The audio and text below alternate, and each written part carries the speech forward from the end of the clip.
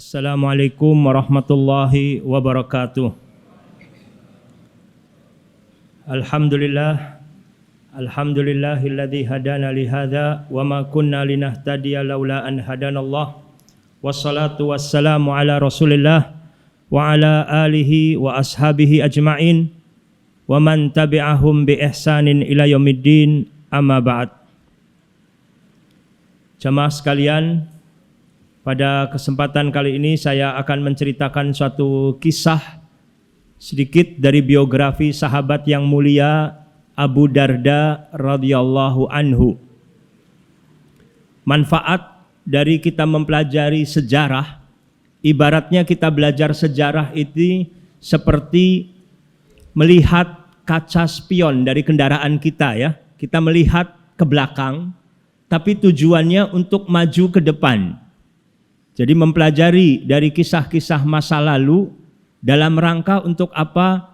Agar kita memperbaiki diri dari kualitas keimanan kita, meningkatkan kualitas iman dan takwa, meningkatkan juga hubungan kita dengan Allah Subhanahu wa taala, pencipta langit dan bumi, agar ibadah kita kepada Allah semakin dekat, semakin cinta kepada Allah, semakin takut kepada Allah, semakin berharap kepada Allah. Kemudian juga kita mempelajari juga dalam rangka untuk memperbaiki muamalah kita kepada sesama manusia. Di sela-sela kita mempelajari sejarah. Tentang Abu Darda ya, radhiyallahu anhu, beliau bernama Uwaimir, namanya Uwaimir, tapi dikenalnya dengan Abu Darda ya. Kemudian juga banyak sahabat-sahabat Nabi juga yang dikenal juga dengan nama kunyahnya, panggilan Abu Hurairah radhiyallahu an ya. Abu Bakar radhiyallahu an, nama beliau adalah Abdullah ya. Tapi Bakar bukan nama anak, bukan ya. Tapi julukan ya, yang artinya menjadi bapak pelopor ya. Karena beliau luar biasa, termasuk laki-laki dewasa yang awal yang masuk Islam, yang banyak juga jasa beliau dalam dakwah Islam. Sehingga kunyah ini adalah juga merupakan sunnah. Jangan sampai kita menolok-olok, mengejek orang yang memanggil temannya dengan panggilan kunyah. Kalau kita tidak ingin dengan dipanggil tersebut dengan kunyah, tidak jadi masalah gitu ya. Tapi kalau kita mengejek, meledek, memperolok-olok, khawatir terjerumus kepada suatu perbuatan dosa. Saya pernah baca satu buku mengatakan ada sebagian kelompok yang dikenal dengan kelompok abu-abu katanya. Abu-abu bukan warna abu-abu, bukan ya, tapi karena sesama mereka sering memanggilnya dengan panggilan kunyah. Kalau punya anak Abdurrahman, panggil Abu Abdurrahman, punya anak Muhammad, Abu Muhammad. Nah ini, jangan. Karena Nabi SAW sendiri memiliki kunyah Abul Qasim. Istri beliau Aisyah radhiyallahu anha dipanggil juga dengan Ummu Abdullah, Ummu Abdillah gitu ya. Walaupun Aisyah radhiyallahu anha tidak memiliki anak, tapi ini merupakan suatu kebiasaan di masa Nabi SAW dengan memanggil dengan panggilan tersebut. Ya. Abu Darda ini seorang penduduk Madinah. Jadi kalau Madinah, dia dari suku Khazraj, dari kaum Ansar. Masuk Islamnya, beliau itu setelah perang Badar masuk Islam. Ya. Umumnya penduduk Madinah ini masuk Islamnya setelah menjelang hijrahnya Nabi SAW, sudah banyak yang masuk Islam. Sehingga Nabi SAW ketika hijrah disambut dengan penduduk Madinah yang sudah masuk Islam. Dan setelah itu semakin berkembang pesat orang-orang yang masuk Islam.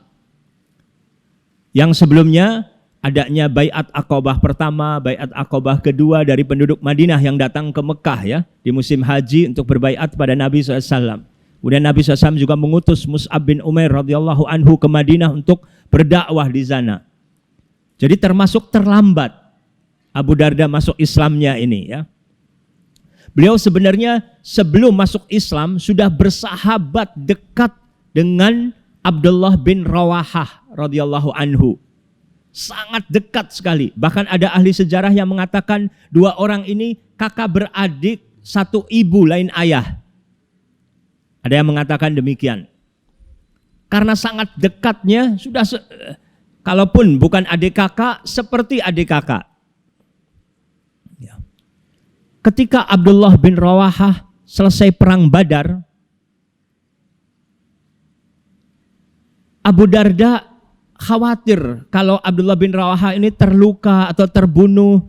Beliau belum sempat bertemu dengan Abdullah bin Rawahah, bertemu dengan pemuda Muslim dari Madinah. Ditanya oleh Abu Darda, bagaimana keadaan Abdullah bin Rawahah? Abdullah, alhamdulillah selamat, gitu kan. Ikut senang juga dia, gitu kan. Padahal berbeda keyakinan, tapi karena sudah sangat dekat dia ikut senang. Suatu hari Abdullah bin Rawahah bersama Muhammad bin Maslamah radhiyallahu anhuma mendatangi rumah Abu Darda. Abu Darda sudah berangkat ke toko. Abu Darda ini menjadi pedagang ya. Istrinya mengatakan Abu Darda sudah berangkat ke toko. Tapi karena mereka sudah sangat dekat sekali Abdullah bin Rawahah dengan Abu Darda, Abdullah bin Rawahah masuk ke ruangan khusus. Seperti mungkin kalau sekarang ini barangkali pavilion ya, ada ruangan yang berbeda dengan ruangan keluarga, ruangan inti. Di ruangan pavilion ini biasa Abu Darda ini menyembah Tuhannya, menyembah berhala gitu ya. Lalu oleh Abdullah bin Rawahah dipecahkannya berkeping-keping gitu ya. Kemudian pulang. Ketika Abu Darda datang mendengar dari istrinya bahwa Abdullah bin Rawahah memecahkan berhala, dia marah sebenarnya dia gitu kan. Tapi setelah itu dia berpikir kritis. Wah, ini kalau Tuhan saya saja tidak bisa membela dirinya, waduh bagaimana saya menyembah dia gitu. Oh, kalau begitu benar juga. Memang selama ini Abdullah bin Rawahah pun sering menasehati Abu Darda untuk bertauhid kepada Allah, untuk tidak menyekutukan Allah, tapi belum datang hidayah. Dan saya yakin Abdullah bin Rawahah juga banyak mendoakan agar Allah memberi hidayah kepada Abu Darda ya. Saat itu datangnya hidayah. Ya. Walaupun dengan sebab tadi ya, dengan sebab tadi.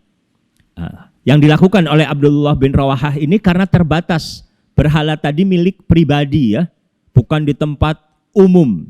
Yang apabila dilakukan hal yang sama bisa mengakibatkan dampak yang luar biasa, fitnah yang besar gitu kan, keburukan yang besar. Tetapi ini karena di pribadi, sudah sangat dekat sekali gitu ya. Dan alhamdulillah Abu Dardanya bisa menahan emosi. Ini penting pelajaran bagi kita tentang menahan emosi, tidak cepat marah. Termasuk sifat orang yang bertakwa, Allah sebutkan wal kadhiminal ghaib, orang yang menahan amarah. Ini kan. Ini kita harus melatih diri kita untuk tidak mudah marah. Kalau kita lagi emosi ta'awud, a'udzubillahi minasyaitonirrajim. Kalau masih marah juga duduk. Kalau masih marah juga berbaring gitu kan. Latihan untuk bisa menahan emosi, tidak mudah marah. Karena orang biasanya kalau marah itu nanti berkata-katanya sudah tidak terkontrol lagi. Bahkan bisa melakukan hal-hal yang buruk yang menyebabkan dia sendiri menyesal. Na'udzubillah ya. Sebagian suami kalau marah bisa sampai memukul istri. Na'udzubillah. Itu bukan akhlak Islam. Islam mengajarkan memuliakan perempuan, menghormati perempuan, bersikap lemah lembut, penuh kasih sayang kepada kaum perempuan yang lemah. Abu Darda pun menjaga persahabatan dengan Abdullah bin Rawahah. Beliau segera mandi, kemudian menemui Nabi SAW. Abdullah bin Rawahah berada di samping Nabi SAW, melihat Abu Darda datang, ya Rasulullah, Abu Darda datang mungkin marah barangkali kepada saya, gitu kan? Tidak menyangka. Kata Nabi SAW, tidak, beliau datang untuk masuk Islam. Alhamdulillah benar. Ucapkan 2 kalimat syahadat dan tetap menjaga persahabatannya dengan Abdullah bin Rawahah. Ini penting bagi kita sekalian ya, untuk menjaga persahabatan. Menjalin persahabatan itu mudah, tapi menjaga persahabatan itu tidak mudah. Jangan karena adanya kekeliruan, kesalahan yang tidak disengaja, kemudian kita langsung putuskan hubungan. Karena kita tersinggung, tidak diundang dalam pernikahan anaknya. Masa sahabat nggak undang saya? Akhirnya bersangka buruk. Padahal bisa jadi karena lagi masa pandemi, terbatas undangan misalnya. Mungkin juga lupa. Harus banyak maklum kepada saudara. Jangan yang ada suudzon kemudian langsung putus hubungan. Na'udzubillah. Apalagi kepada sesama adik kakak, kerabat, tetangga. Harus baik. Kemudian Abu Darda mengatakan, saya ini merasa terlambat masuk Islamnya. Orang-orang sudah masuk Islam dari dahulu. Kaum muhajirin sebagian masuk Islamnya sudah 15 tahun yang lalu. Teman-temannya dari kaum Ansor, kerabat mereka juga ada yang sudah 3 tahun yang lalu, 2 tahun. Saya terlambat masuk Islamnya gitu kan. Ingin mengejar ketinggalan. Ini luar biasa ya, perasaan penyesalan, kemudian ingin melakukan sesuatu yang terbaik. Sampai akhirnya beliau putuskan, saya ini tadinya mau menggabungkan antara bisnis dagang dengan ibadah, dengan berjuang untuk agama, tapi sepertinya sulit saya mengejar ketinggalan. Akhirnya diputuskan untuk berhenti dari bisnisnya. Udah, saya mau mengejar akhirat saja. Al-Imam Az-Zahabi rahimahullah dalam kitab Syiar A'lamin Nubala ketika menjelaskan biografi Abu Darda ini, ketika mengatakan Abu Darda meninggalkan bisnisnya, Imam Zahabi rahimahullah mengatakan, menurut pendapat saya yang lebih utama adalah menggabungkan antara bisnis dan ibadah serta perjuangan di jalan Allah Subhanahu wa taala. Seperti yang dilakukan oleh Abu Bakar As-Siddiq radhiyallahu an, Utsman bin Affan radhiyallahu an, juga ulama tabi'in Abdullah bin Mubarak rahimahullah dan yang lain-lainnya ya. Itu sekedar contoh. Di antara sahabat ada juga Abdurrahman bin Auf radhiyallahu an ya. Ini menggabungkan. Tapi tiap orang berbeda dalam hal kemampuannya dan kepengaruh. Ada sebagian orang yang khawatir, takut kalau menggabungkan dia akhirnya terjerumus, lupa kepada dunia. Menjadikan lalai, menjadikan tergelincir. Maka mereka lebih memilih hidup sangat sederhana sekali untuk mengejar ketertinggalan mereka untuk mendapatkan derajat yang tinggi di sisi Allah SWT. Tetapi, kata Imam Zahabi, yang penting kalau orang yang mengikuti jalan hidup yang tadi sangat sederhana tadi, jangan melalaikan kewajiban memberi nafkah kepada anak dan istri. Jadi jangan dipahami Abu Darda berhenti dari bisnis berarti menelantarkan anak dan istrinya kelaparan dan lain sebagainya, tidak. Gitu ya. Kita tidak tahu dicerita rincinya ya. Bisa jadi tokonya dikontrakan ke orang lain, hasil kontrakannya untuk makan. Mungkin juga beliau punya kebun korma, sehingga hasil dari panen kormanya dijual sebagian, bisa juga untuk makan dan untuk sedekah dan lain sebagainya. Beliau juga ada sumber-sumber pemasukan yang lain yang jelas gitu ya, jangan dipahami salah. Ya. Tinggal kita ingin mengikuti jalan hidup Utsman bin Affan radhiyallahu an atau mengikuti jalan hidup seperti Abu Darda misalnya, silahkan sesuai dengan kemampuan masing-masing dan pertimbangan masing-masing antara kondisi keadaan kita, yang mana yang lebih tepat. Tapi semuanya perlu gitu ya. Jadi jangan saling mencela. Kalau ada orang sibuk dagang kemudian dicela, wah dia sibuk dengan dunia, diperbudak oleh dunia, belum tentu. Bisa jadi dia lebih tinggi derajatnya. Orang yang kaya kemudian berinfak di jalan Allah, membangun masjid. Seperti sekarang ini kita berada di masjid yang luar biasa, Masya Allah, indah, terlihatnya nyaman untuk sholatnya. Insya Allah pahalanya sangat besar. Setiap orang yang sholat di sini, yang membangunnya ini mendapatkan pahala juga. Panitia pembangunannya juga, gitu dan seterusnya ya. Pahala, amal jariah, gitu. Ini juga bisa didapatkan dengan adanya, jazakumullah khair, dengan adanya dana, dengan adanya uang, gitu kan. Jadi penting, jangan kemudian kita menyepelekan. Nah, ini. Yang penting adanya saling bersinergi antara sesama umat ini, saling tolong, saling menolong gitu ya. Saling menolong, saling menguatkan, seperti itu. Kemudian lanjutannya, Abu Darda suatu hari kedatangan tamu, banyak tamunya. Bahkan bermalam di rumah Abu Darda. Sepertinya ada ruangan khusus seperti pavilion untuk tamu-tamunya. Tidak di ruangan inti, di rumah inti. Ketika itu tamunya dijamu oleh Abu Darda dengan masakan-masakan yang hangat.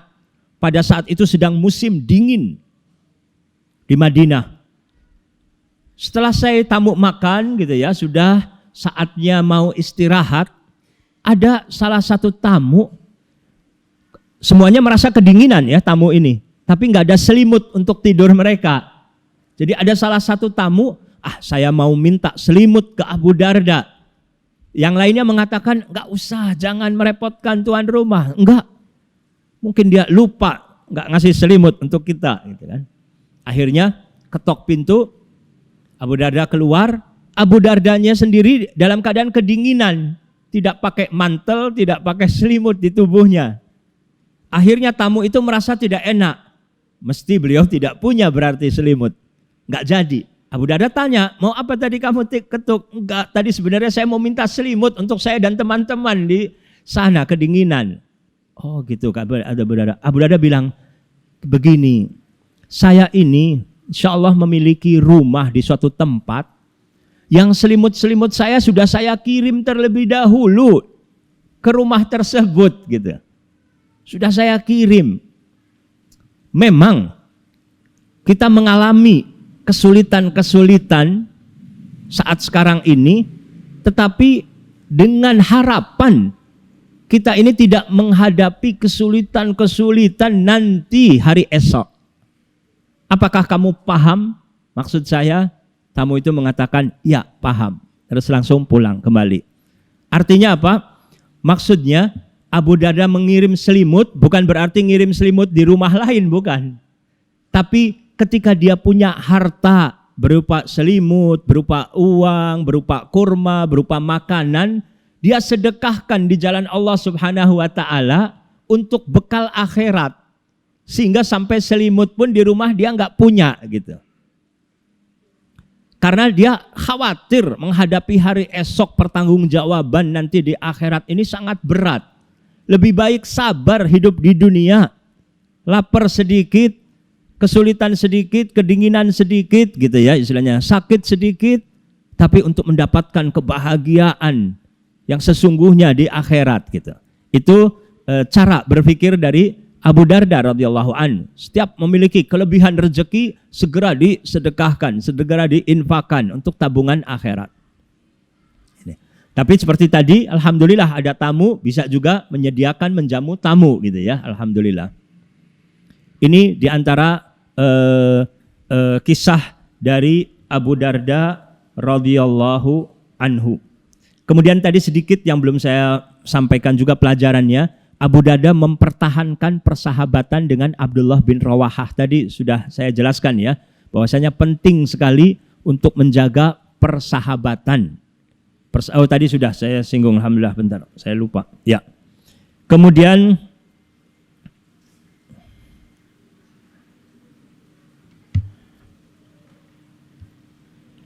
pada masa Khalifah Umar bin Khattab radhiyallahu anhu, Umar mengutus Abu Darda untuk menjadi gubernur di Damaskus. Abu Darda menolak. Dia tidak punya ambisi sama sekali untuk menjadi gubernur. Tapi Abu Darda mengatakan, jika engkau wahai Amirul Mukminin mengutus saya ke negeri Syam untuk jadi guru, mengajarkan Al-Quran, mengajarkan hadis Nabi SAW, menjadi imam masjid, saya siap. Gitu. Akhirnya Umar menilai memang lebih tepat untuk Abu Darda dikirim ke sana untuk jadi guru, bukan jadi gubernur, gitu ya. Jadi di sini juga penting pemimpin ini untuk melihat kemampuan orang-orang yang dipimpinnya ini. Apa kemampuannya, kelebihannya. Sehingga ditempatkan sesuai dengan posnya. Kalau salah akan berakibatkan fatal. Ini Nabi SAW pun luar biasa.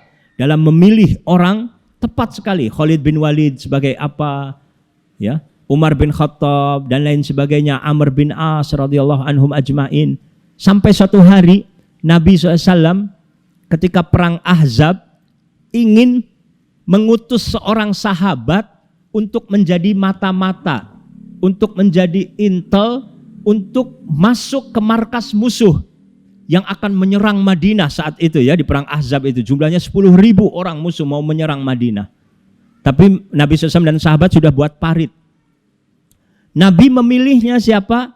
Memilihnya Hudzaifah ibnul Yaman radhiyallahu an. Saat itu sedang musim dingin dan angin yang kencang dan gelap suasananya. Sampai Hudzaifah mengatakan, saya tidak bisa melihat jari saya sendiri, nggak bisa. Nabi mengutus Hudzaifah dan berpesan, tolong kamu hanya mencari informasi saja, jangan buat kegaduhan di sana. Yang intinya Hudzaifah masuk ke markas musuh, kemudian Abu Sufyan saat itu pimpinan dari musyrikin Mekah mau rapat, mau mengadakan pertemuan, mengatakan, sebelum saya berbicara, saya khawatir ada mata-mata musuh yang menyelinap masuk ke sini. Silahkan dari kalian bertanya kepada orang yang di sebelahnya, siapa dia? Hudzaifah langsung bertanya kepada orang yang di sampingnya sebelum beliau ditanya oleh musuh. Siapa kamu? Gitu kan. Saya Fulan bin Fulan. Oh ya sudah. Akhirnya Hudzaifah sendiri nggak ditanya. Tapi kalau beliau ditanya akan berbahaya, mau jawabnya apa gitu kan. Dan nanti malah ketahuan gitu kan. Mau bilang siapa dia gitu kan. Ini luar biasa. Nabi SAW memilih orang yang cerdas, yang bisa spontan menjawab gitu ya. Dan Hudzaifah juga, beliau ini orang kelahiran Mekah tapi dibesarkan di Madinah. Gitu. Jadi logat bicaranya juga bisa dengan logat penduduk Mekah. Dan dia sering juga pulang pergi ke Mekah gitu ya. Ayahnya itu orang Mekah. Tapi kalau diutusnya Umar bin Khattab, Abu Bakar, orang musyrik udah paham suara mereka, tampang mereka sudah paham. Kalau diutusnya orang Madinah juga logatnya juga berbeda penduduk Madinah. Tapi tepat sekali dengan dipilihnya Hudzaifah ibnul Yaman radhiyallahu an. Begitu pula tadi Khalifah Umar radhiyallahu anhu, luar biasa. Khalifah Umar pernah mengutus Muawiyah radhiyallahu an, Muawiyah bin Abu Sufyan, menjadi gubernur di negeri Syam. Padahal kalau dari sisi kualitas keimanan dibandingkan sahabat yang lain, sahabat lain ada yang lebih berkualitas seperti Abu Dzar Al-Ghifari radhiyallahu an, as-sabiqunal awwalun gitu ya, tingkatan keimanannya berbeda dengan Abu Muawiyah radhiyallahu anhu yang masuk Islamnya setelah Fathu Mekah. Keduanya sama-sama sahabat gitu ya. Tapi berbeda kualitas orang yang masuk Islam sebelum Fathu Mekah dengan sesudah Fathu Mekah. Tapi di sini Umar melihat adanya kemampuan bagi Muawiyah untuk kapasitas sebagai pemimpin. Pemimpin itu bagaimana mengatasi problem, masalah gitu ya, istilahnya harus bisa berdiplomasi, bisa lebih luas dan lain sebagainya misalnya ya. Yang tidak didapatkan dalam hal ini pada diri Abu Dzar radhiyallahu anhu. Tapi Abu Dzar memiliki kelebihan-kelebihan yang lain gitu ya. Bukan berarti merendahkan, tidak. Abu Dzar ketika meminta jabatan kepada Nabi SAW, Nabi mengatakan engkau orang yang lemah. Bukan lemah iman ya, tapi dalam kemampuan untuk memanage, tidak memiliki kemampuan memanage gitu. Sehingga tidak dijadikan sebagai pejabat misalnya. Ini sekedar contoh. Akhirnya Umar menempatkan Abu Dzar pergi ke negeri Syam, ke Damaskus sebagai guru Al-Quran. Guru ini luar biasa, profesi yang sangat mulia sekali, ya, sangat mulia sekali, besar jasanya guru ini yang mengajarkan ilmu kepada murid-muridnya, dan termasuk juga insya Allah sebagai amal jariyah, di mana malaikat mendoakan orang-orang yang mengajarkan kebaikan. Khairukum man ta'allamal Qur'an gitu ya. Mengajarkan Al-Qur'an, suatu hal yang mulia sekali. Abu Darda radhiyallahu an memiliki murid 1.600 orang di masjid di Damaskus sana. Luar biasa, semangat untuk mengajarkan ilmu dan sering memberikan nasihat-nasihat kepada masyarakat, luar biasa. Di antara wasiat-wasiat Abu Darda radhiyallahu an, di antaranya beliau mengatakan, "Udzkurillah fis sarra yadhkurka fid dharra." Ingatlah kepada Allah di waktu lapang, niscaya Allah akan ingat kepada Anda di waktu sempit. Jadi di waktu lapang rezeki, di lapang waktu sehat, waktu mendapatkan kenikmatan, kita harus banyak ingat Allah Subhanahu wa taala. Nanti Allah akan ingat kepada kita di waktu sempit, di waktu kesulitan, di waktu paceklik dan lain sebagainya. Allah akan memudahkan. Tapi kalau kita di waktu lapangnya lupa kepada Allah, Allah juga akan lupa kepada kita. Tidak akan menolongnya, tidak akan membantunya. Manusia ini sering kali tidak bersyukur kepada Allah. Tadi imam kita alhamdulillah membacakan surat Al-Adiyat ya di rakaat kedua. Wal adiyati dhabha, demi kuda-kuda perang yang berlari dengan kencang dan bernapasnya dengan terengah-engah gitu ya. Kalau kuda lari itu mengeluarkan suara dhabha, terengah-engah. Wal adiyati dhabha fal muriyati qadha. Kuda itu juga ketika berlari dengan kencang tadi memercikkan api. Gitu ya. Di waktu malam biasanya perjalanan pasukan berkuda ini terlihat sekali ketika tapal kuda ini menghentakkan berbenturan dengan batu yang keras, itu akan memercikkan api, terlihat. Fal mughirati subha, dan kuda-kuda perang yang menyerang musuh di waktu pagi hari. Kita diingatkan akan keberkahan waktu pagi untuk beramal soleh, ya, mendapatkan keberkahan di waktu pagi. Kemudian setelah itu juga fa'asar nabihi naq'a, kuda-kuda tadi juga ketika berlari tadi mengeluarkan debu gitu ya, mengeluarkan debu, menerbangkan debu-debu gitu yang berterbangan. Fawasat nabihi jam'a, dan juga masuk ke musuh, ke tempat kumpulan musuh tersebut. Allah bersumpah dengan kuda agar kita juga berpikir, merenung di sini, ya. Tapi kalau kita bersumpah harus dengan nama Allah, tidak boleh bersumpah dengan makhluk. Tapi Allah boleh bersumpah dengan makhluknya dalam rangka juga kita merenung tadi, mentadaburi, ada apa ini dengan kuda ini. Kuda perang ini tidak akan berlari dengan kencangnya, tidak akan juga bisa menerjang musuh tadi dengan hebatnya, kecuali harus kuda yang terlatih. Tidak ada kuda perang tapi tidak terlatih gitu kan. Kita juga bagaimana akan bisa memiliki kemampuan-kemampuan tanpa kita juga berlatih, tanpa kita menuntut ilmu misalnya. Kemudian penunggang kudanya pun sama. Kuda ini tidak akan berlari hebat kecuali dinaiki oleh orang yang terlatih juga. Kalau orang kudanya hebat, tapi yang naik kudanya tidak punya kemampuan terlatih naik kuda, bisa jadi kuda juga marah, dihempaskannya penunggang kuda tadi, jatuh gitu ya, tidak suka. Tapi kalau penunggang kudanya juga terlatih gitu ya, luar biasa.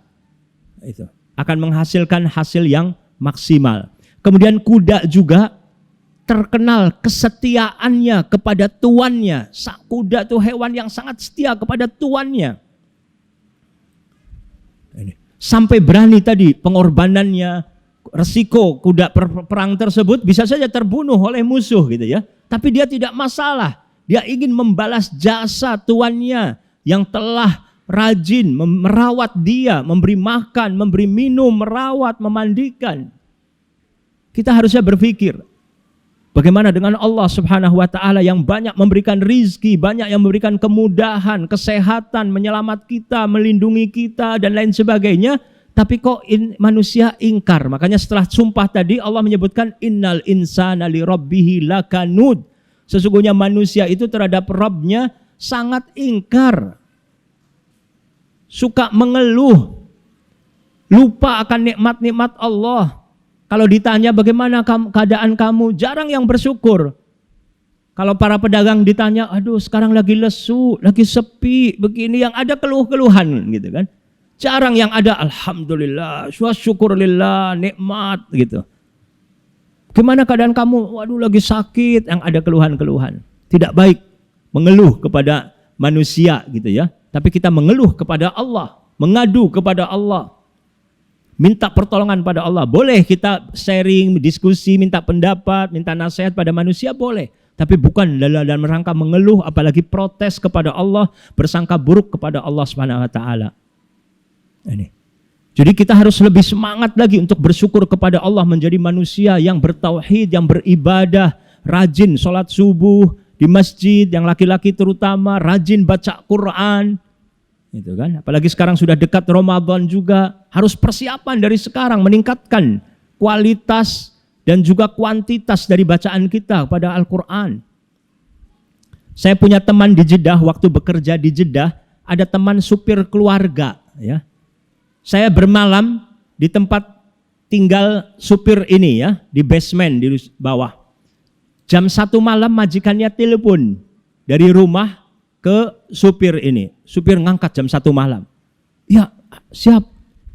Tolong belikan Pepsi Cola ke warung sekarang, 1 botol, kirim sekarang. Oh iya, siap, hadir. Saya sampai geleng-geleng kepala, jam 1 malam, saya pikir ada anak majikan sakit, untuk darurat, untuk dibawa ke rumah sakit gitu ya. Tapi suruh beliin minuman bersoda. Sekedar itu saja jam 1 malam. Tapi yang saya buat kagum, teman saya ini tidak mengeluh kepada majikannya, kok nggak tahu diri, nggak punya empati, enggak. Tetap semangat. Sebentar Ustadz, saya beli ke warung dulu, nih majikan lagi butuh gitu kan. Kenapa bisa sampai seperti itu? Majikannya baik, ngasih gaji tepat waktu, muamalahnya baik. Saya balas budi atas kebaikan dia gitu kan. Kepada manusia saja kita bisa membalas budi misalnya. Tapi kepada Allah Subhanahu wa taala sering kali kita lupa, tidak ingat jasa-jasa dan besarnya nikmat yang Allah berikan. Innal insana li rabbihi lakanud wa innahu ala dzalika lasyahid. Manusia itu nanti akan jadi saksi atas kekufurannya tersebut gitu ya. Karena perbuatan-perbuatannya mengingkari apa yang seharusnya dijalankan untuk ibadah. Bahkan nanti di akhirat akan jadi saksi. Kulit kita akan jadi saksi, tangan, kaki akan jadi saksi atas apa yang kita lakukan di dunia ini. Makanya hendaklah kita segera bertaubat pada Allah Subhanahu wa taala. Kemudian setelah itu wa innahu li hubbil khairi lasyadid. Manusia juga sangat cintanya kepada harta yang menjadikan dia kikir, yang menjadikan dia lupa kepada akhirat. Makanya tadi Abu Darda takut karena manusia cinta kepada hartanya sangat sekali, takut nantinya tergelincir ya. Baru setelah dijelaskan penyakit manusia tadi, maka ada obatnya. Afala ya'lamu idza bu'thira ma fil kubur. Tidakkah manusia tahu ketika nanti dibangkitkan dari kubur, wa hussila ma fis sudur, kemudian dinampakkan apa-apa yang disembunyikan dalam hati ini akan dinampakkan nanti semuanya, tidak ada rahasia bagi Allah. Ya. Kemudian Allah juga amat mengetahui, amat teliti atas apa-apa yang dilakukan pada manusia tersebut nanti di hari kiamat nanti. Sehingga kita harus selalu merasa diawasi oleh Allah Subhanahu wa taala. Demikianlah Abu Darda radhiyallahu anhu dalam kehidupannya sangat sederhana, berjuang, memberikan manfaat yang banyak kepada manusia. Dalam hidupnya banyak sekali kebaikan-kebaikan beliau ya. Kemudian Abu Darda banyak juga memberikan nasihat-nasihat, sering merenung, beliau juga sering merenung. Pernah suatu hari pada saat pembebasan negeri Siprus gitu ya, Abu Darda menangis Sahabatnya mengatakan, mengapa engkau menangis? Seharusnya kita pada hari ini hari bahagia. Tidak, saya melihat manusia-manusia yang dahulunya dimuliakan, dihormati, tapi karena kekufuran kepada Allah, maka mereka menjadi orang-orang yang terhina. Saya takut kalau sampai juga termasuk orang-orang yang dihinakan oleh Allah Subhanahu wa taala. Ya. Luar biasa Abu Darda radhiyallahu anhu. Kemudian Abu Darda juga pernah mengatakan dalam wasiatnya, kalau bukan karena 3 hal, saya ini tidak senang hidup di dunia. Kalau bukan karena 3 hal, saya tidak senang hidup di dunia. Tapi ada yang membuat saya ini senang hidup di dunia. 3 hal apa saja? Yaitu puasa di siang hari, puasa sunnah di siang hari. Kemudian sholat malam di malam hari. Dan yang ketiga, berkumpul dengan teman-teman yang mereka itu selektif dalam menggunakan kata-kata dalam pembicaraan mereka. Memilih yang terbaik. Seperti orang yang memilih buah yang matang, yang manis ketika dari pohon gitu ya. Ini pelajaran bagi kita ya. Terutama tadi bagian ketiga tadi, orang akan merasa nyaman ketika berkumpul dengan orang yang kalau berbicaranya itu hati-hati, selektif, memilih kata-katanya yang terbaik. Yang tidak menyakitkan, tidak menjengkelkan. Ini. Kemudian juga Abu Darda manusia pernah lupa karena sibuknya dengan ibadah.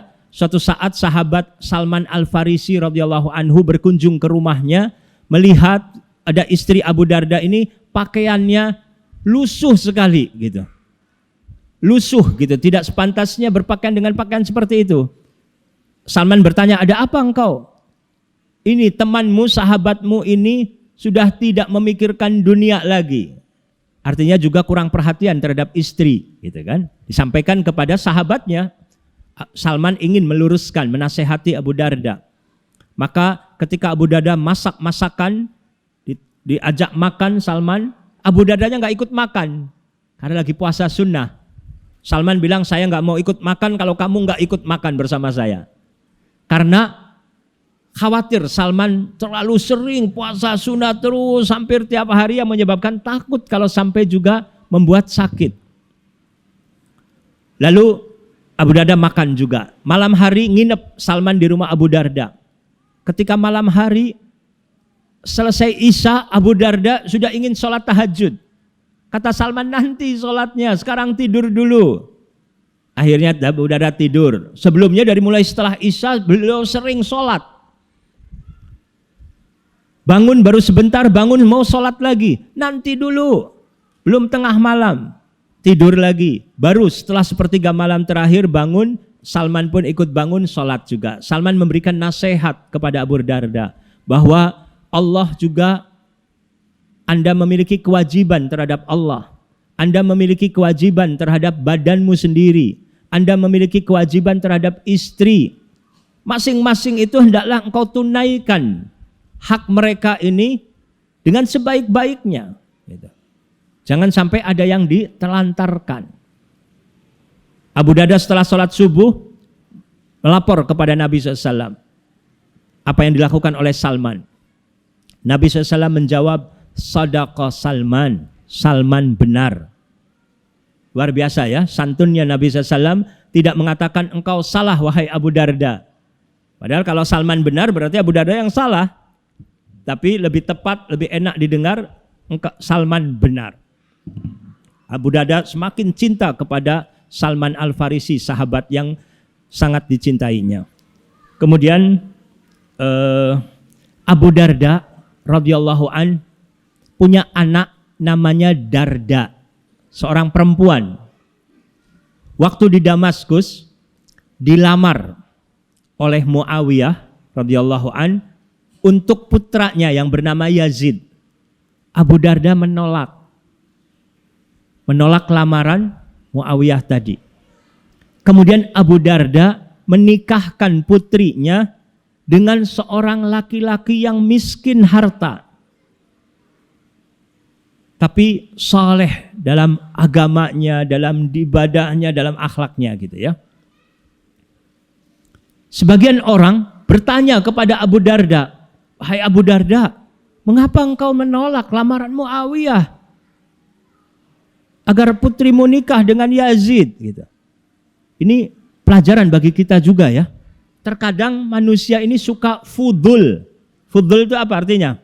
Bahasa gaulnya kepo katanya.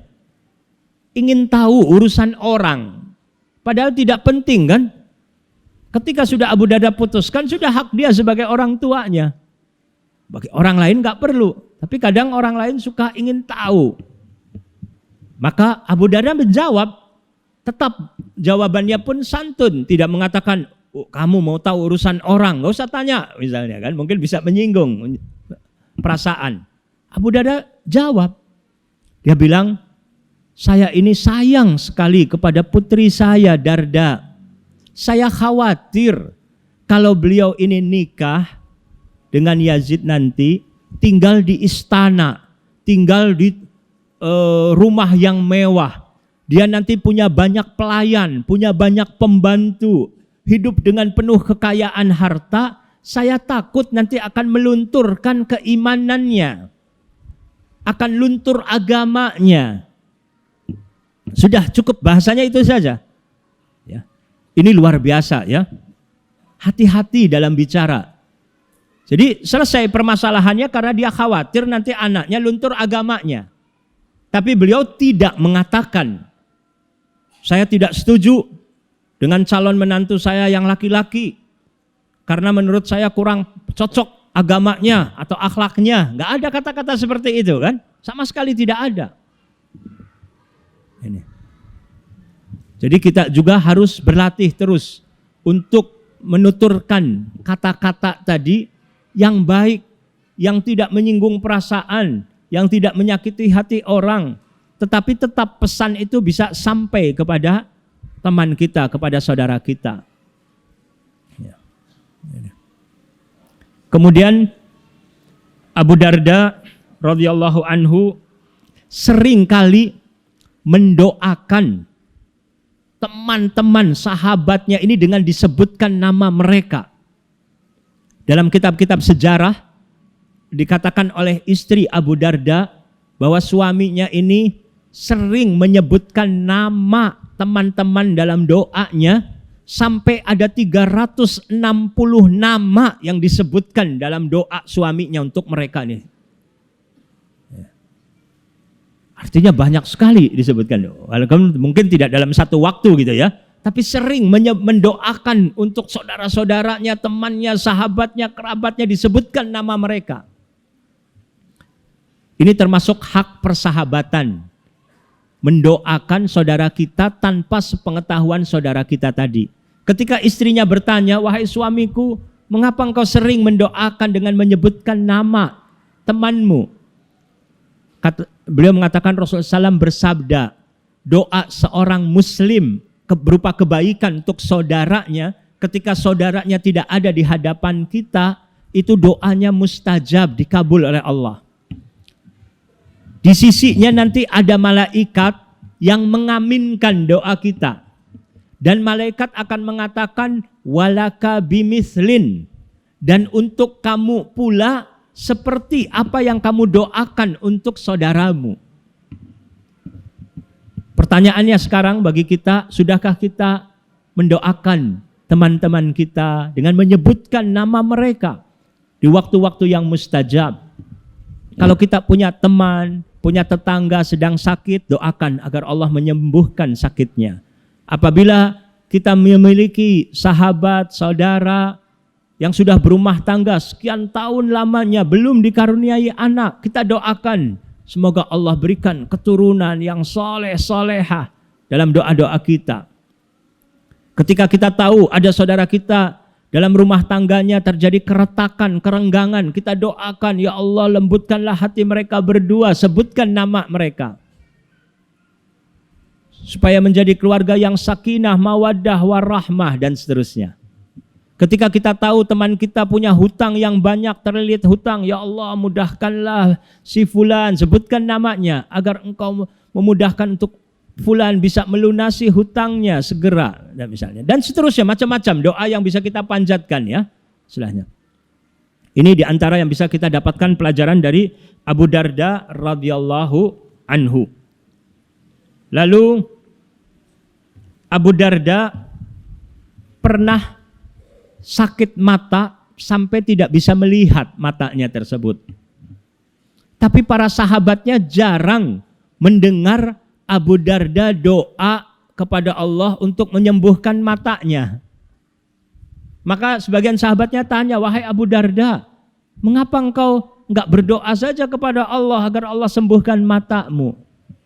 Apa jawaban Abu Darda?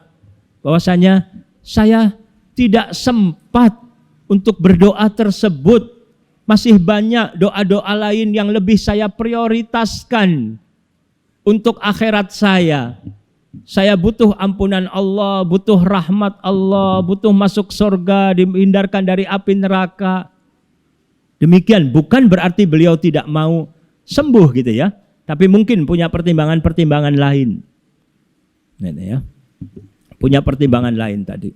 Ya, istilahnya. Dan mungkin menganggap bahwa permasalahan kebutaan bagi dia bukan masalah yang besar bagi dia. Itu. Sehingga malah dia berpikir bisa jadi sebagai kafarah, banyak kebaikan dan lain sebagainya gitu ya. Wallahu alam istilahnya. Tapi bukan berarti kita juga ketika sakit tidak berdoa untuk sembuh ya. Tentu kita juga merasa ketika sehat tentu beribadah kepada Allahnya dengan lebih nikmat terasa dibandingkan beribadah pada saat sakit. Tapi menunjukkan bahwasannya benar-benar orientasinya itu akhirat. Orientasinya benar-benar akhirat. Abu Darda waktu sakit ditanya oleh teman-teman yang mengunjunginya, apa yang kau rasakan wahai Abu Darda? Abu Darda malah menjawabnya, dzunubi, dosa-dosa saya. Padahal pengunjung tuh mau menanyakan apa yang dirasakan tuh sakitnya apa, perut, kepala gitu ya. Tapi Abu Darda justru yang sedang dipikirkannya, yang dirasakannya tuh gundah, galau terhadap dosa-dosanya gitu. Padahal para sahabat itu orang yang sangat hati-hati dari berbuat dosa. Perbuatan dosa yang ringan bagi sahabat itu dianggapnya seperti gunung yang bisa meruntuhkan. Ya. Luar biasa kehati-hatian mereka. Tapi masih tetap saja sangat galau kepikiran akan dosa-dosanya. Lalu ditanya oleh pengunjung yang sakit, pengunjung tadi, wahai Abu Darda, kamu ingin apa sekarang? Ingin apa maksudnya? Barangkali ingin obat, ingin buah ya. Saya akan belikan. Abu Darda menjawabnya, saya ingin rahmat Allah. Saya ingin ampunan Allah. Demikianlah beliau ya. Seorang yang zuhud, seorang yang telah mengisi kehidupannya dengan amal-amal soleh, dengan ibadah, dengan keimanan. Dan terakhir saya ingat juga, Abu Darda ini ketika punya uang sering memberikan makan kepada orang lain. Dan kalau lagi tidak memiliki uang juga untuk memberikan makan, beliau sering menganjurkan orang lain untuk memberikan makanan kepada orang-orang miskin. Menganjurkan gitu ya. Memotivasi orang. Kemudian saya dapatkan di surat Al-Haqqah. Surat Al-Haqqah mulai ayat 25 ya.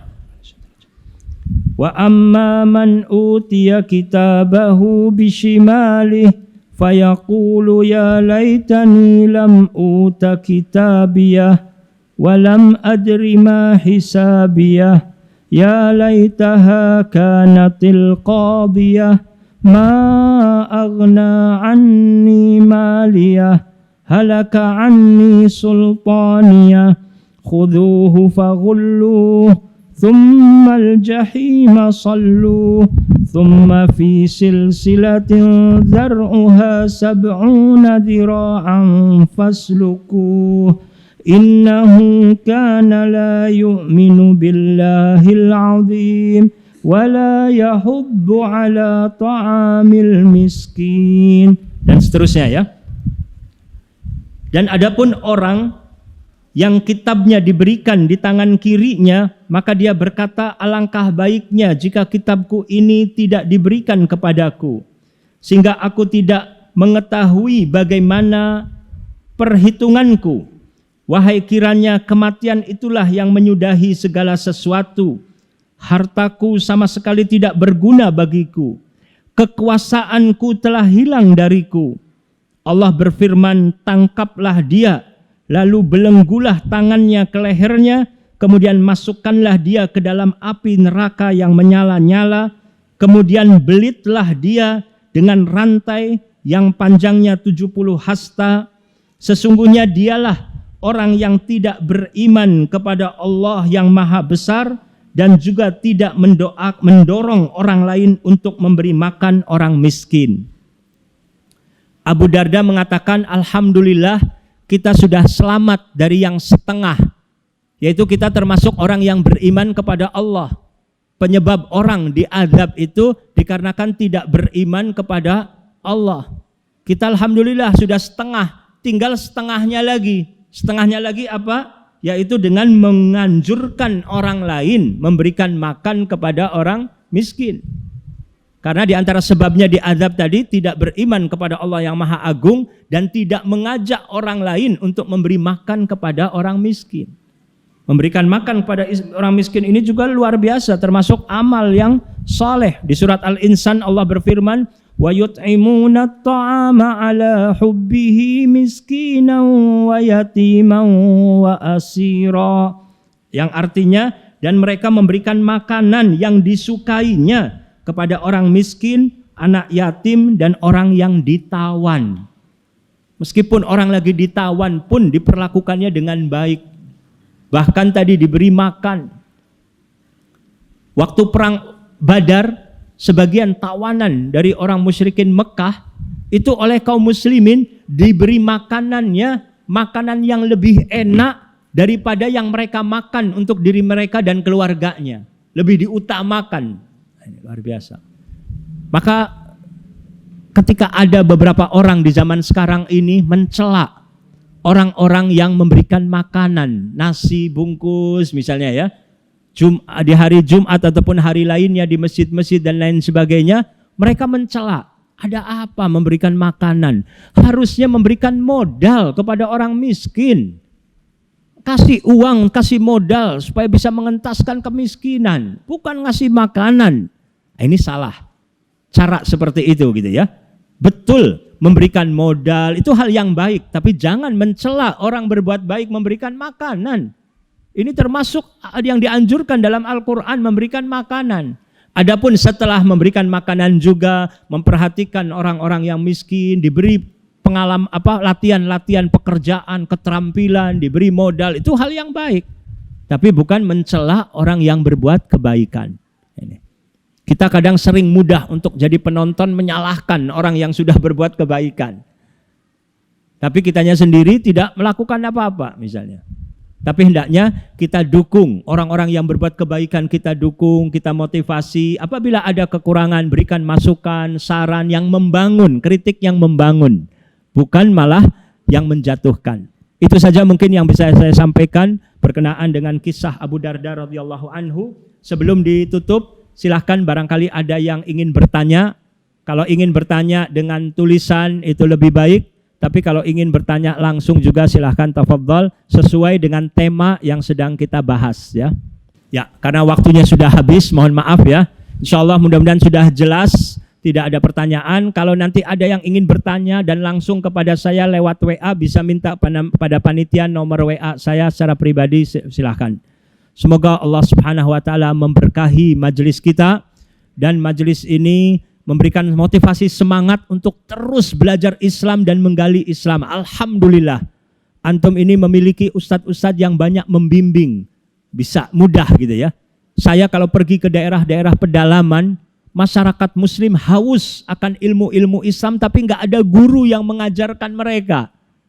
Maka kita jangan menyia-nyiakan keberadaan guru yang berada di tengah-tengah antum yang membimbing, yang mudah untuk belajar, maka gunakan kesempatan ini dengan sebaik-baiknya agar Allah jadikan kita termasuk orang-orang yang bersyukur. Wassallallahu ala nabiyina Muhammad wa ala alihi wasahbihi wasallam wa akhiru da'wana anil hamdulillahi rabbil alamin. Wassalamualaikum warahmatullahi wabarakatuh.